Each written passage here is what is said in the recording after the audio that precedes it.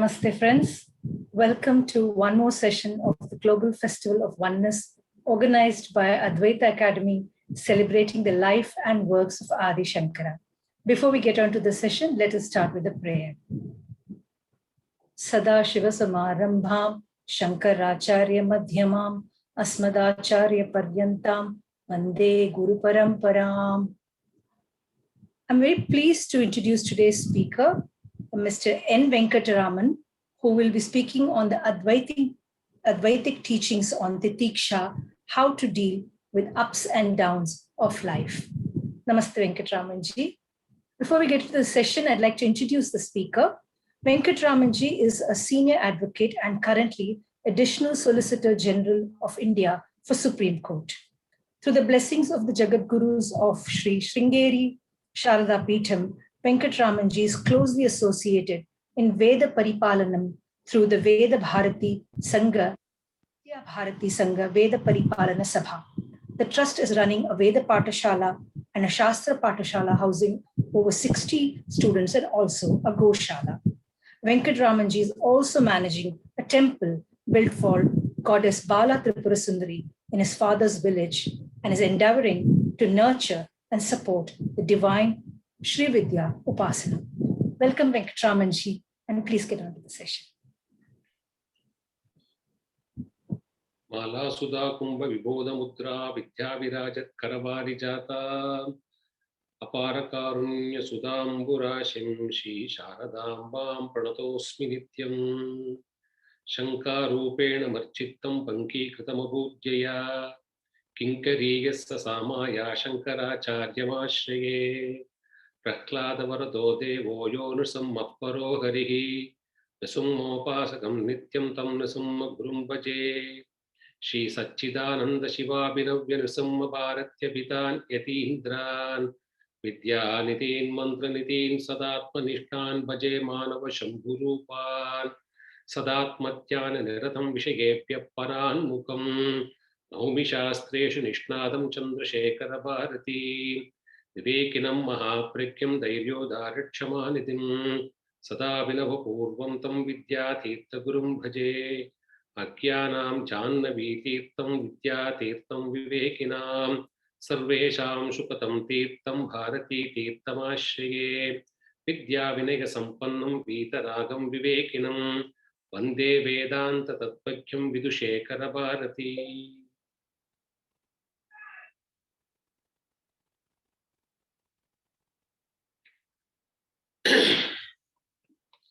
I dedicate this evening and the words that may flow out of this human frame at the lotus feet of Mahasanidhanam Jagadguru Shri Bharati Tirtha Mahaswamigal and Sannidhanam Jagadguru Shri Vidushekara Bharati Swamigal, and proceed to speak. Namaste, dear friends. The very word Adi Shankara, the moment we hear, should send us spinning, should make us emotional if you are a bhakta, and should lead us to contemplation if you are in vichara, and take us to tapas if you are in dhyana. The single syllable is enough.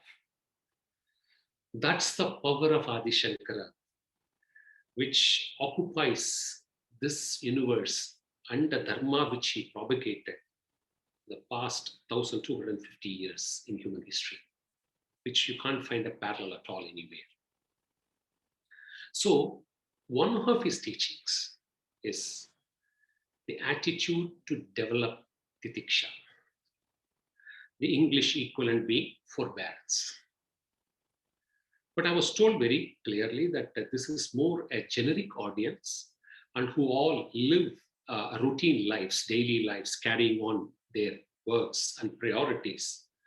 And as a part of life, they also progress with this Vedantic knowledge and with the spirit to integrate it to the best of their ability. And therefore, the talk necessarily has to center around practical life solutions, life issues, and the progress. And therefore, this talk is divided into two parts. before we reach the state of Titiksha to understand what it is or the practice of it. Unless we in our daily lives understand the need for patience, unless the seed of patience is sown into our system, then Titiksha is an impossibility. So the talk essentially will center around initially, why do we need to be patient in spite of the fact we live in a world which is exactly to the opposite, so impatient, so restless, and more things are achieved or showcased to be more out of aspiration rather than instead of aspiration or inspiration. If you perspire, then you are identified as a good talent, not when you inspire. So we are living in that type of a fast, skatey world. But let us be very clear, in spite of an impatient world, people who have achieved success coupled with peace are only those who have been patient in life. So essentially, when we understand our life as a core competence approach, we need to, all of us agree, we need to be passionate. Passion is the starting point of life. And this passion could be on one idea or on plural ideas depending upon the capacity of the individual. So passion is the source seed. And passions die out if they don't translate into a purpose. And a purpose doesn't attain motion, doesn't seek to move unless somebody puts persistence to that purpose. So up to this, I don't think there will be a difference of opinion by any one of us. These three form the edifice of pursuit, or pursuit, a career, a journey in life, whatever may be. Passion, purpose, and persistence. But what happens thereafter? It's a call by the individual. Are you working upon your efforts, more concerned about your efforts, or you want to take control of the results too? Because an impatient world wants you to do the second also. Otherwise, your talent is not recognized, your merit is not recognized. So unless you bring results on the table, you are nobody. And if you bring results to the table, you can be anybody. So ends matter the most than the means. In such a world of life in which we are living, a call has to be taken by an individual, whether he needs to take control of the results. And if our attitude moves more towards that, take it from us, then you will tend to be an impatient person by nature. Because whatever you aspire may not happen every time. So the fourth component for a long, sustained, steady success in life is, unless you are patient, it's not going to happen the way nature works in a particular speed. The world order, people in the world is different from world order. So those who align with the world order are more successful and more peaceful than people who don't align and create their own programs to life, issue their own prescriptions to life. So this is the distinction between a patient and an impatient person. So patience is ready to suffer delay, ready to understand that things can go wrong in spite of us putting the efforts and not getting annoyed. When you start thinking of Titiksha, unless you have the seeds of this, we can't reach Titiksha. It doesn't come overnight. Titiksha we can read academically any number of hours. or days, but you have to acquire it. So patience is the starting point. Why? Because if you are patient, then you will also become a person with perseverance. The difference between persistence and perseverance is not in terms of English, verbal English language, but in a spiritual understanding. Persistence is only translating the purpose, whereas perseverance comes on times where you're going to be patient and still put hard work. That's the difference. So these are the 5 ingredients. Of course, somebody has defined it with these same 5 in a very different scale, but I could borrow that and put it into a style which will finally fit and lead us into Titiksha. Now, once we understand patience is indispensable quality a human being has to possess, then we identify patience amongst human beings. Some will say, it's by nature, he or she is very patient, by nature. Someone will say, hey, it's a gift he has or she has as a patient person. Somebody will say it's a boon. Somebody will say it's a virtue. These are the different shades where we see patience through the looking glass. But what is important besides all the 4 is, as human beings, we should have patience as a quality. Unless you have the quality to be patient,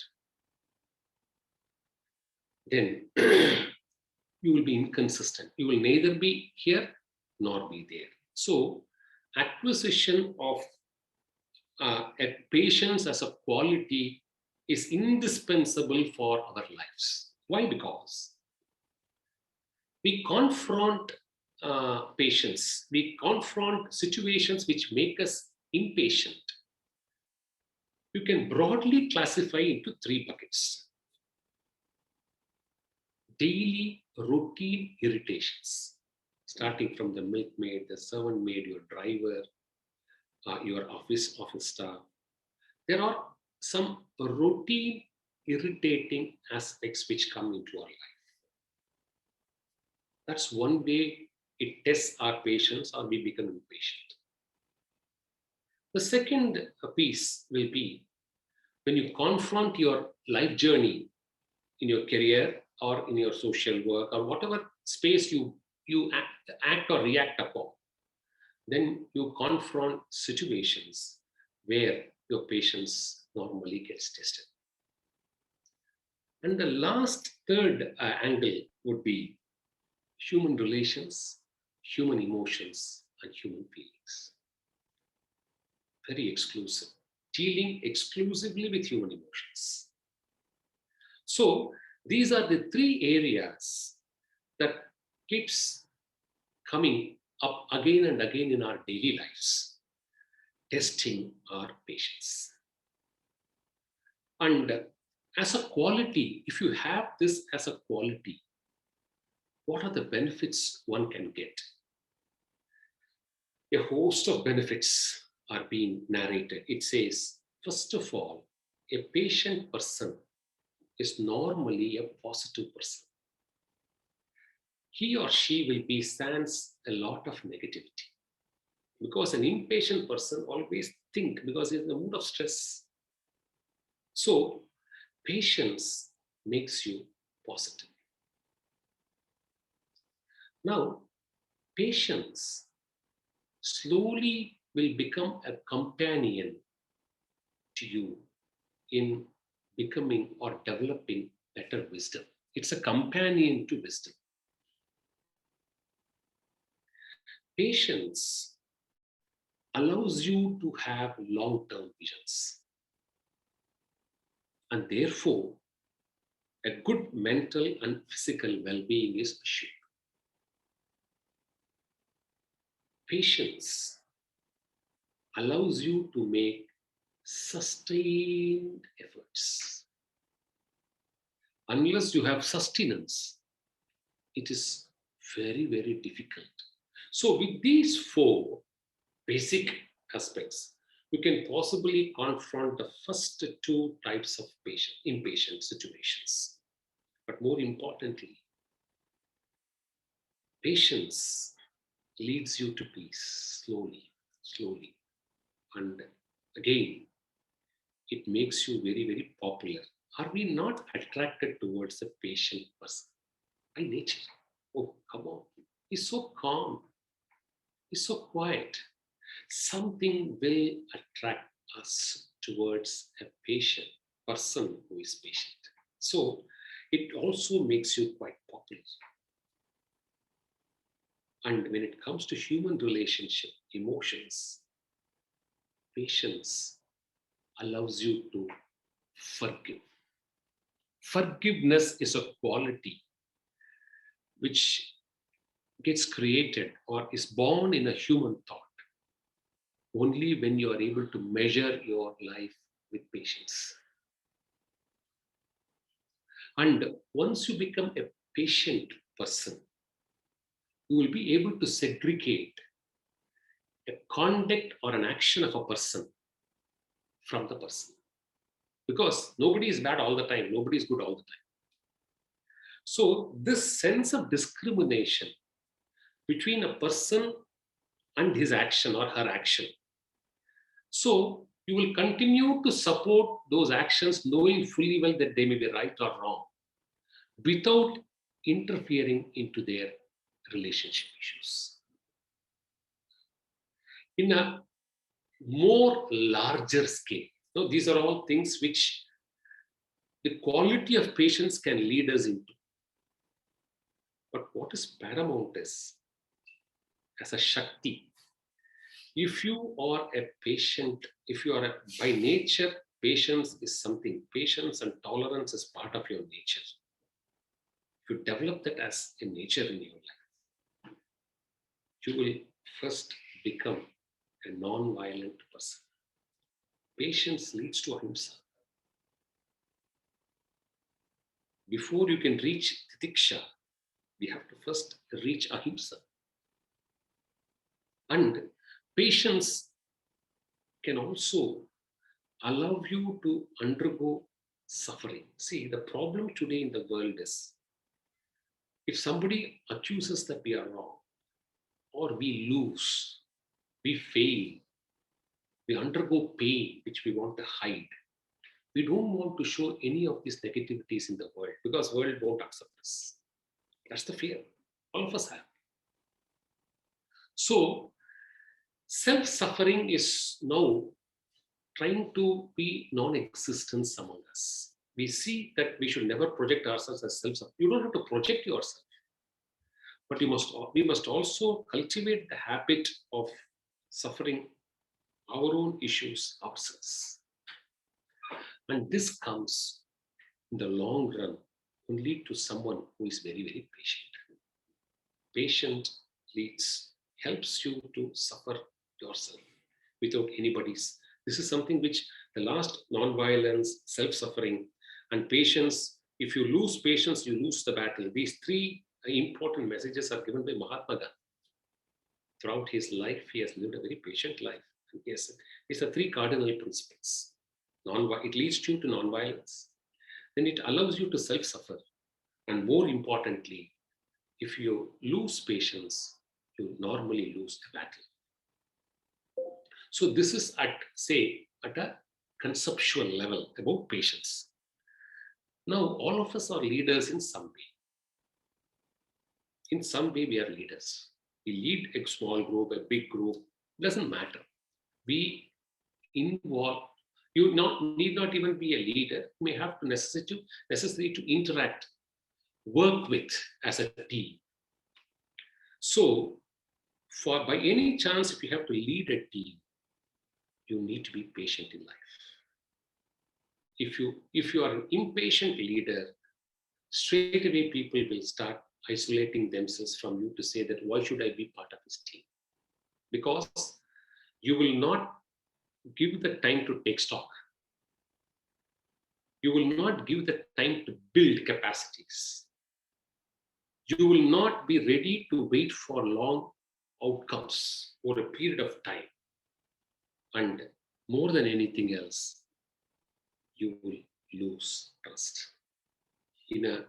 Whenever you exhibit impatience in a team, in a teamwork, especially social work, if you are an impulsive and an impatient person, then you are bound to lose the trust of the rest. Because you will not be adaptable for change. You will not be adaptable for collective decision making. And you will not be ready to improve skills. These are all part of a growth in our daily routine. All this is traceable to one quality called patience. You don't have to have multiple qualities to generate all this in you. If we have to be what? A better person, patience is a sine qua non. Well, having said this far about patience, we should now go back to the first concept, which we started, say, about 25 minutes ago. As human beings, see, this is a principal test, whether it is life or spirituality. For some, there is no difference between life and spirituality. I make this distinction for the reason that when you live your routine life, Vyavakarikam as against Paramarthikam, then you have to deal them as two different modules. But what is common to both the modules is, how are you as a person by nature? Do you put efforts and do you take control over things which is within your domain knowledge, ability, and execution? Or you wish to take control of things which is beyond yourself? And then, because you take control over it, either emotionally, physically, mentally, or using power, or using status, using any sort of a mean, if you are a person of that attitude, then, as I said initially, that patience will not be part of you. You will become an impatient. You will be identified as a person who is very, very impatient. And what happens? Impatience leads to stress. Here comes the transition to Titiksha. That's why I have put this bridge. Patience transforming into forbearance will happen naturally by over a period of time. Naturally. A person who is patient will one day acquire this quality of Titiksha. He doesn't have to put extra efforts. Whereas somebody who is impatient must first psychologically, physiologically, conceptually understand that not being patient makes life stressful. So, what do you mean by stress? From a spiritual angle. Stress is a symptom where after you put an effort, you demand a particular result to that effort. Or else you keep debating. Suppose you are a non-spiritual person. What would you say? If I put tomato seeds, it should grow tomato. It's natural because it's a tomato seed. Not necessarily it has to grow, because it requires a good soil, it requires a good care, it requires to be planted in a particular way, it needs to be nurtured, and beyond all this, nature has to support you. So these are factors which play in life. So if you're going to say, I have put this with this expectations, and therefore since I have put it correctly, my expectations should yield these results, is the starting point of stress, because you are desirous of a particular outcome. And once you are desirous of a particular outcome, when you get a different outcome, we will lose balance. It's natural. It's so inherent. It leads to disappointment. It leads to the stress. It leads to different types of emotions. We'll come to it. It leads to anger. It leads to envy. It leads to jealousy. You start lamenting. Ever so many reactions happen. Outcome which is not to your expectation. So once you lose balance because you are not ready to accept, then you also lose the power of endurance. It's natural. And once you lose the power of endurance, patience, if any in you, has vacated its seat from your mind. Because non-endurance is an antithesis to patience. We lose endurance because we lose an outcome. But endurance is beyond an outcome. That's precisely life has taught us. But we don't believe it. Because we as associate ourselves to the results that happen every day, every minute in our life. We have to be successful. If a child is going to score a few marks less in life, mothers don't spare the child. Why? So result-oriented. So, therefore, it leads to physical stress, mental stress, all that is understandable. So, the detoxification, if at all, the detoxicant, if at all, to stress is understanding and realizing the need to become patient. Now, how does patience transform into forbearance? Here comes the impact of inner spiritual strength, or Sanatana Dharma, or the parampara to which all of us belong to, the glorious Bharata parampara. Irrespective of the religion to which you belong, irrespective of the caste to which you belong, there is a tradition to this soil, to this country, and people who are born out of this country. Because assimilation is the essential principal motto of Sanatana Dharma. Sanatana Dharma is not a dharma which is born out of conflicts. It is the dharma which is born out of assimilation. Therefore, anybody who is ready to assimilate becomes a Sanatani. As simple as that. So, Titiksha is not for a particular community, for a particular category of people. The preachings of Adi Shankara is universal. That's why he's called Jagat Guru. Why is a Jagat Guru? He is a universal spiritual leader, acceptable universal spiritual leader. Now, therefore, when does patience transform into forbearance? You may reach at one stage of your life.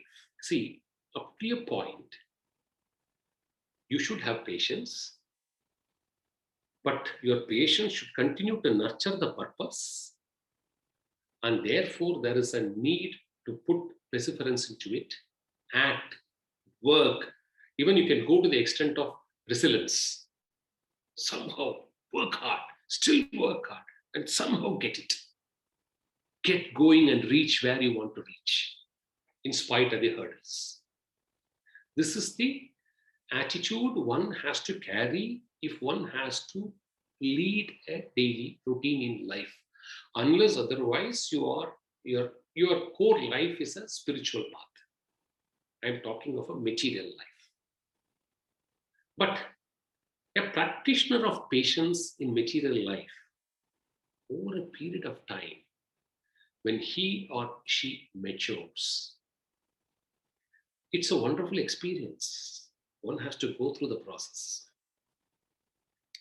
it will lead you to a state where either, if you are so fortunate and so blessed, and if you have exhausted your karmas by doing the work properly and diligently, then God gives you the opportunity in this birth to pursue the path of a spiritual life in solitude, where you don't have external digressions or diversions or distractions.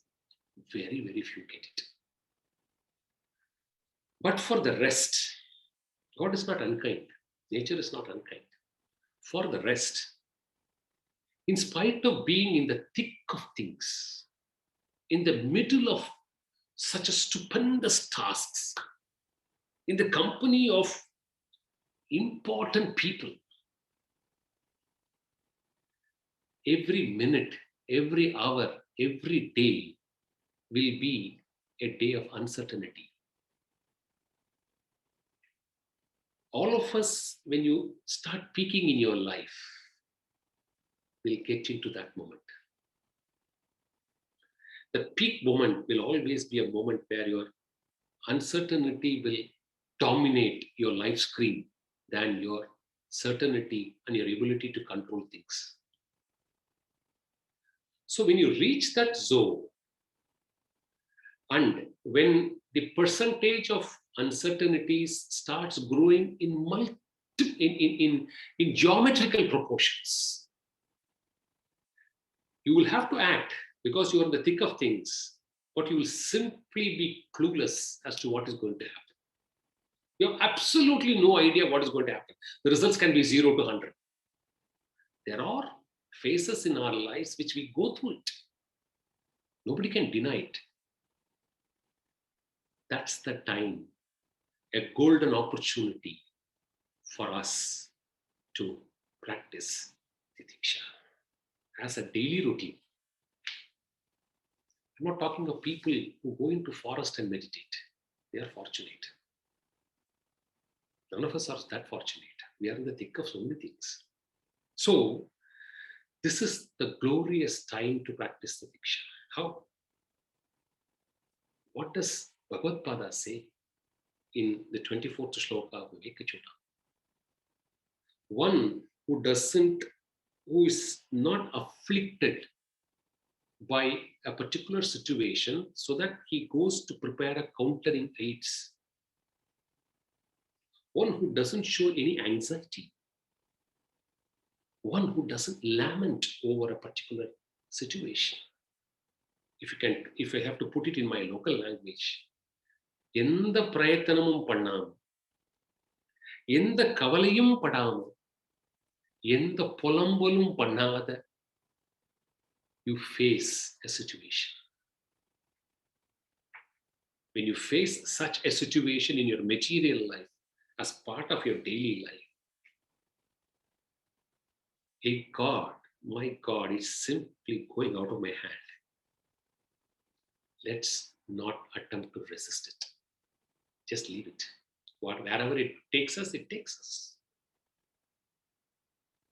That is the seed or the starting point of Titiksha. Have you undergone that phase in life? If so, have you materialized this ability in you? Then it is Titiksha. In a practical sense, we'll come to the pure spiritual sense in a short while. But this is the practical, it's a starting point. You will be doing, but you will not have control. And when things go in whichever way, you accept it and keep doing because you can't give up. So you don't plan how to get over. Rather, whatever needs to be done, you keep doing, irrespective of what is happening. And then that is the starting point of the Titiksha. Then what will that lead you into? It will lead you into a temperament in your thought process, not to resist, not to suffer painful feelings, not to feel very remorse. So next graduation. You will not see when we when things go out of control, either we get stressful, or if the results go bad, we become painful. We curse ourselves. I don't know why I got into this mess. How many times all of us say every day? Rather saying that, can you peacefully enjoy that pain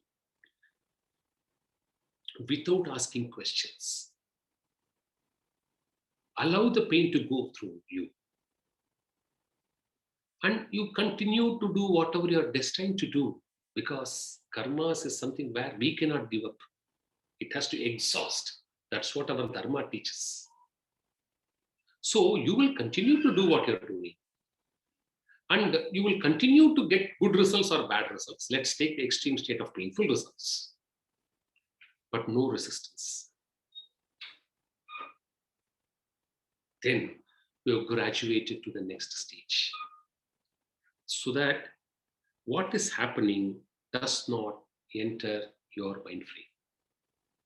But please remember, Titiksha not necessarily in the initial stages means giving up or surrender.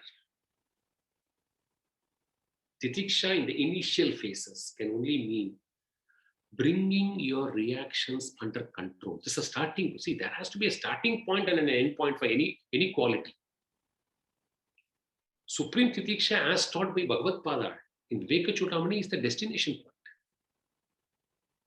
So initially, if you get into this mode, then instead of being very reactive,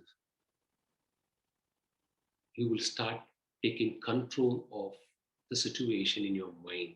Rather than, see, when you don't react, then the question of seeking revenge doesn't arise. Then you will be ready to suffer insults. If somebody is going to say something, it's all right.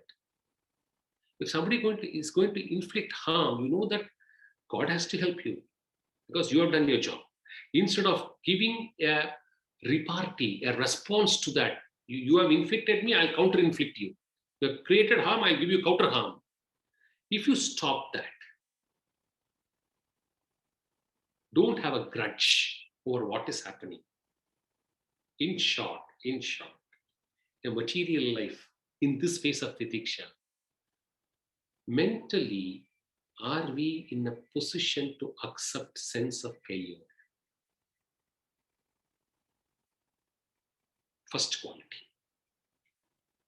Are we ready not to feel frustrated about what is happening to us?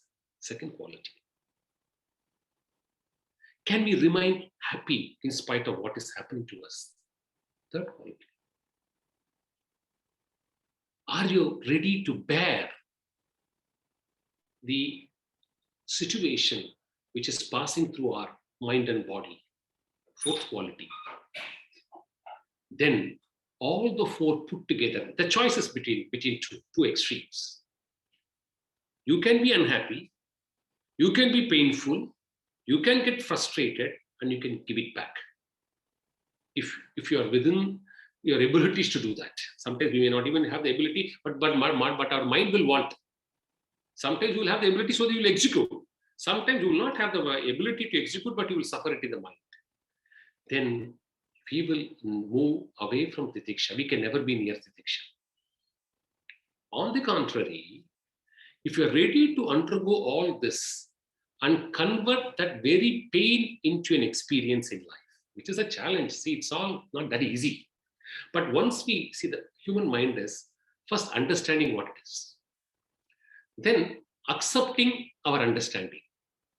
If these two things happen, normally a human mind will tend to try to attempt at it.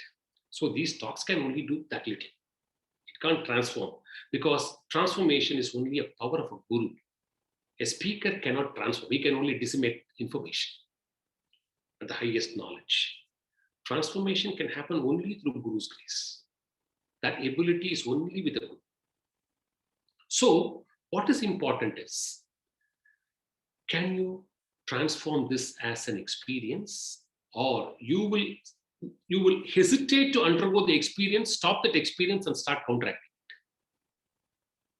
it. Now Bhagavad Pada says, And Advaita says, and every philosophical teacher says, if you are ready to take and undergo that experience, my dear child, that is the starting point of liquidating karmas. Because we don't multiply further karmas. See the beauty of spirituality. Same situation, you have an option to counteract and create a new karma. Allow it to happen in the way and gain it as an experience, then you subsume it, you destroy it, and you extinguish it. It doesn't translate into yet another karma for us to take one more birth or a few more births to suffer or enjoy the pleasure. Exhaustion happens if you give a chance to life as an experience. And of course, our scripts very clearly say Titiksha is a state, it's a state of mind where you don't see a difference between pleasure and pain, between heat and cold, between reward and punishment, between gain or losses, between birth or death. All this comes as a idea. Now I have just 3-4 minutes before I can take questions. How do we develop Titiksha? Ultimately, that's the last. If somebody can say, well, this looks very convincing, we understand, we also accept, but how do we do it? Bhagavad Padal, in his commentary in the Bhagavad Gita, chapter 17, one has to develop Titiksha using one's own body, one's own mind, and one's own speech.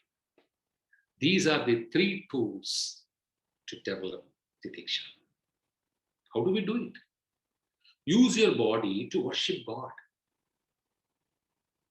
Use your body to serve gurus.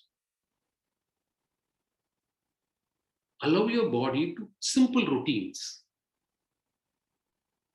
And most importantly, non-violence. And if you are able to practice celibacy, then it becomes even more quicker. Celibacy, the power of celibacy is something stupendous. Can't compare it. So, non-violence is an essential prerequisite for Titiksha. So, this is something which you do through your body.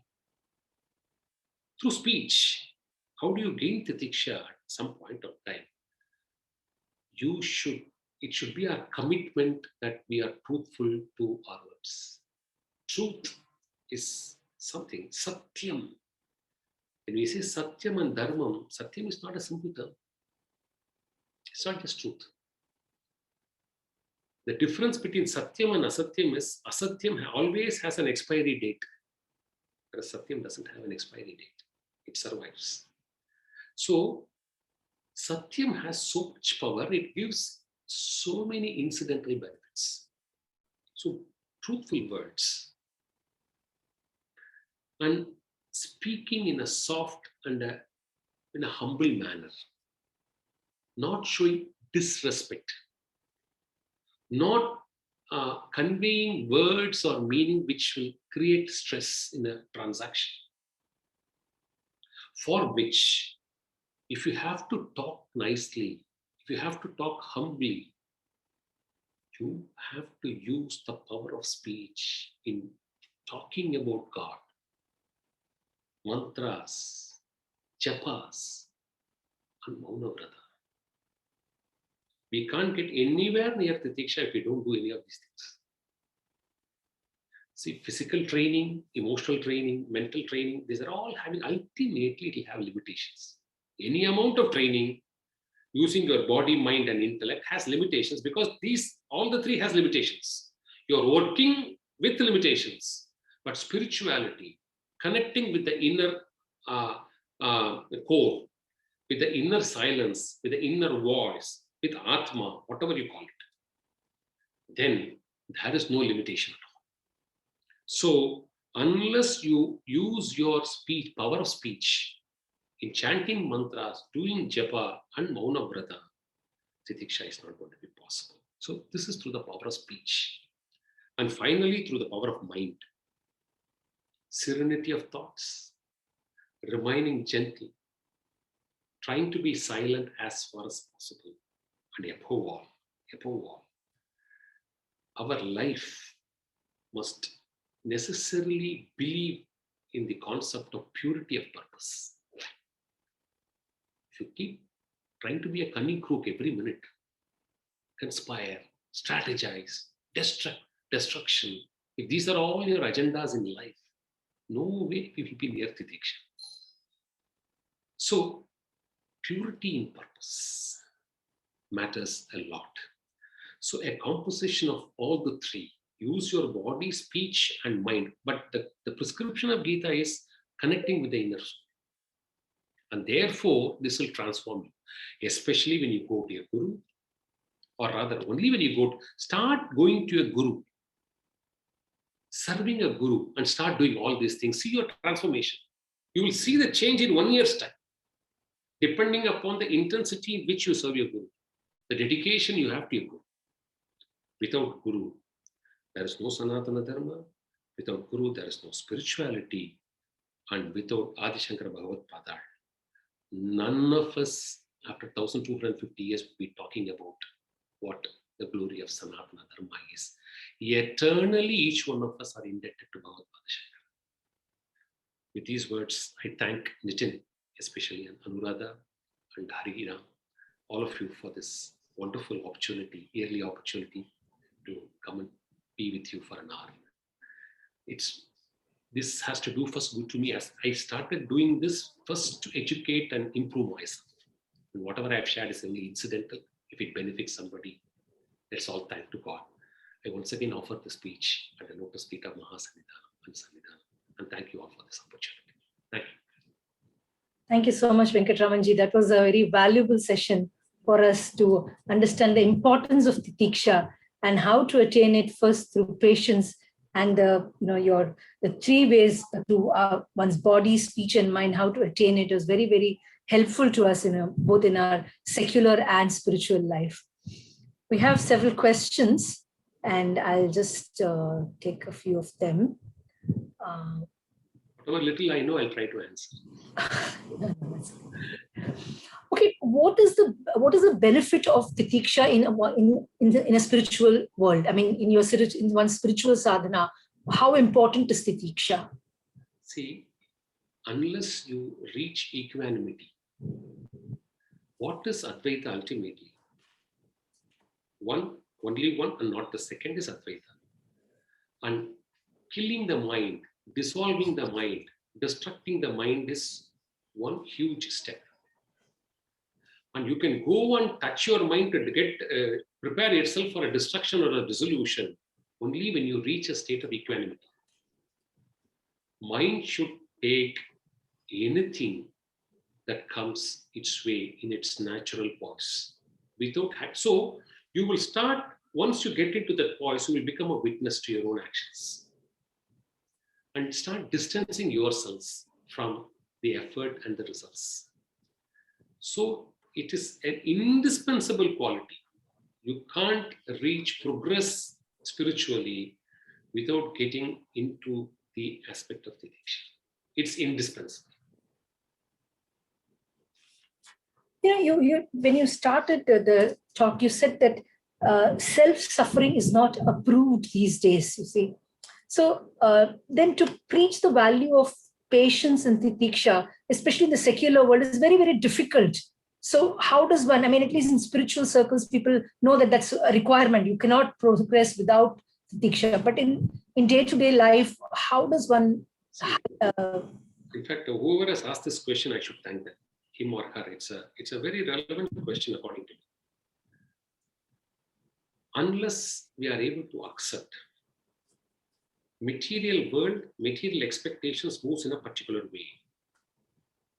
But nature or the universal world moves in a particular motion and in a particular speed.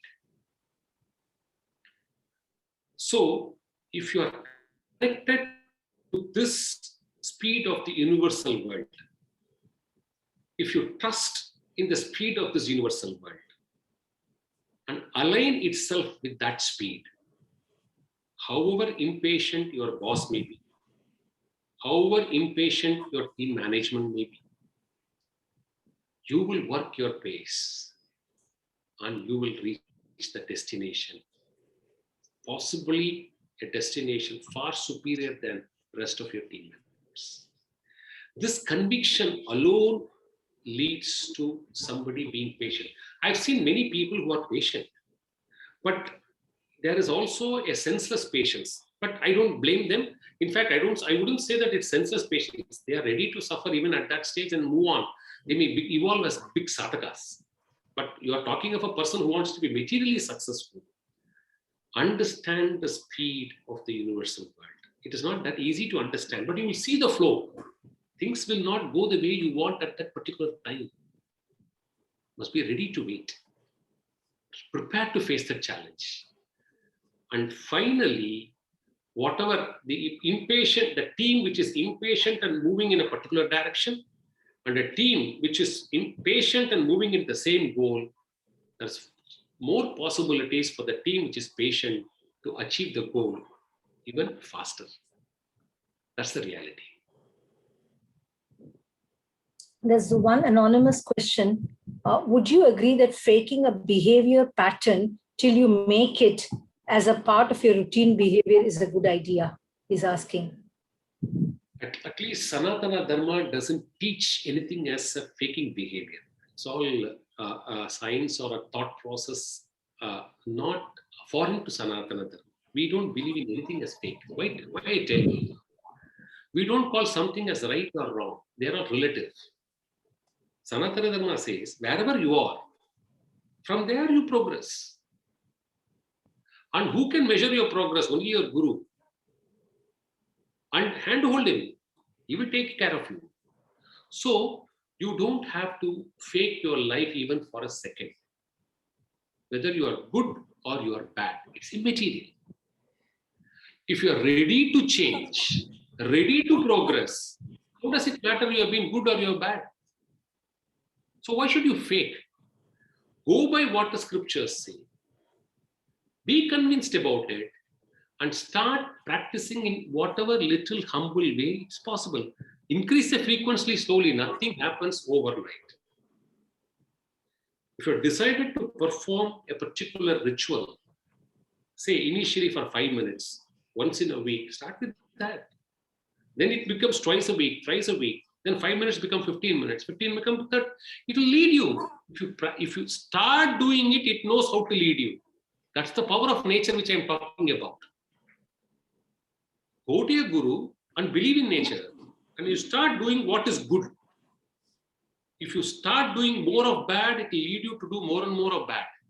That's what Krishna says. If you start doing good, it will lead you to do more and more good. Don't ask how, it works. So that is the remedy. No need to fake anything in life. Okay, there's one more question. What are the approaches that you have found useful to change personal behavioral patterns in a positive direction?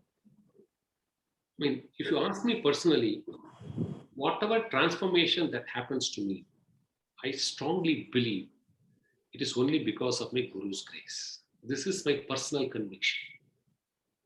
I don't attribute anything as my success or anything that I have done something or achieved something. I've never said this in life. I don't say this with an idea to propaganda, not at all. I say this with all the humbleness attached to it, with reverence I say.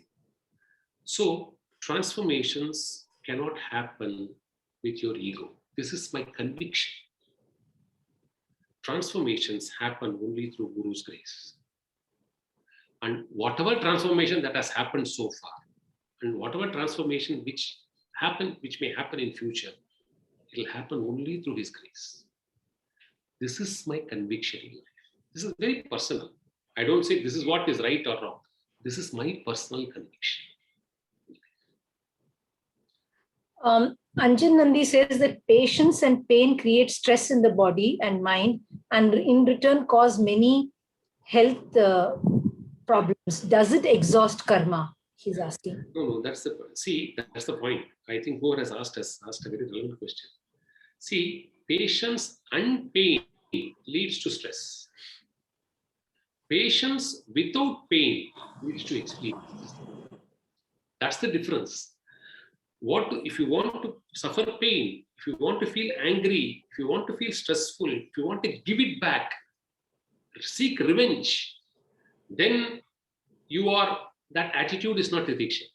It will stop you from translating into an experience because you're avoiding an experience. You're fighting against an experience. So if you don't fight and say, allow it, whatever happens, it happens. Give it a try. Then if you don't take revenge on a particular occasion and leave it there, it transforms you. It gains you an experience. You will enjoy that pain. You will not suffer it as a pain. You will undergo that as an experience. That's the difference, which our spiritual practices enable one to undergo. I'll take one last question as we're running out of time. Pradeep Doshi wants to know, may I please know who is your Guru? Without a doubt, I have only one Guru in my life. Jagat Guru, Shri Bharati Tita Mahaswamikal, Jagat Guru, Shri Videshekara Bharati Mahaswamikal, the Jagat Gurus of Sringeri. I don't have a second Guru in life. There can be only one parent to a child. And there can be only one. See, every Guru should be revered. Every Guru should be respected. We should offer our obeisance to every Guru. But guidance should be only from one source. And I hail from a village which has a connect with Sringeri Mutt for 800 years. A Veda Pandita from our village has been part of the Vidvat Sadas of Vidyaranya Maharaj, the 12th pontiff of Sringeri Mutt. So I hail from such a village. So it's all one and only because of Sringeri Acharya and my Guru. And I say this with utmost reverence. I would have been a moron had I not come into it. I was that selfish a person, that greedy a person, that nasty a person before I came into contact with my Guru to reveal the truth. Thank you very much for this session. We've really benefited from this valuable tips you gave us and the importance of Titiksha. I have a few announcements to make before we end today's session. Indic Academy Indic Renaissance Fund is pleased to announce a scholarship scheme of 50% of the fee payable for 6 selected sadhakas for Chinmaya Mission's 1-year residential Vedanta Sadhaka course. Interested persons can apply directly to the mission for the course, indicate their interest in the scholarship. More details will be provided in the video at the end of this session. I'll also announce tomorrow's program. We have several sessions lined up for the remaining till June 16th, and we will announce tomorrow's session also. Not at all. Tomorrow at 7 a.m. India time, Mahamahopadhyaya Swamini Brahma Prakashananda Saraswati will be talking about Drigdrishya Viveka. So please do tune in to this program. And thank you very much. Namaste. Namaste.